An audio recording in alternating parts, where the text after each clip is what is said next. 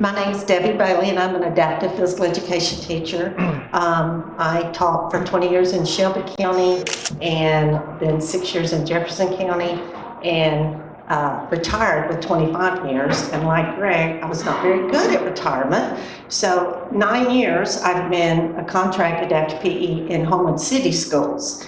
And I have had the pleasure of working with so many special friends, parents, and had the pleasure of being a part of AMBUCS.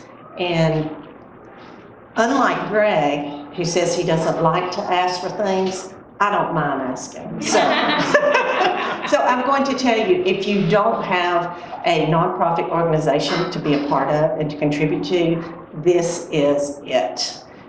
I am able to, along with, I work side by side with physical therapists and occupational therapists, and I am able to, I have bikes, I have 5 schools in Homeland City, and I service all of those schools with adaptive physical education, which simply means I go into, I don't pull those children out. My first and foremost job is to keep them included with their peers. That is so important, to be included with the typical population.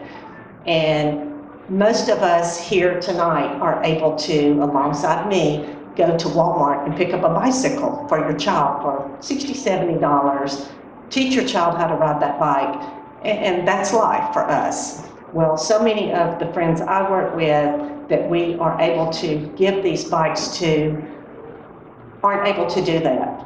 A lot of them don't even know this organization exists. So what I do is I have bikes at all of my schools, and I'm able to, during their physical education class, if it's an activity they're not able to participate in, it might be too overstimulating, or it just might not even be an appropriate activity.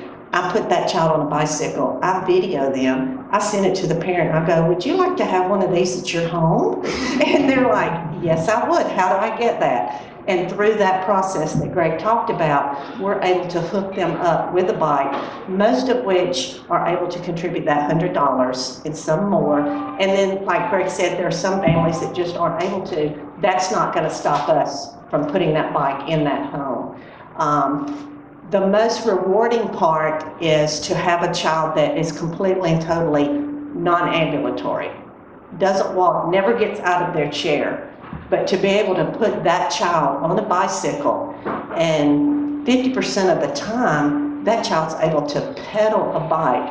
And I've had people look and go, you're seriously going to put them on a bike? And I'm like, why not? Let's let them have the wind in their face, the things we take for granted, and let them experience, like Greg said, the wide open spaces in front of them. A lot of times, the parents doing a lot of the work. But as my friend Catherine Coltrane, physical therapist, said, you know, because I always said, are they getting anything out of it?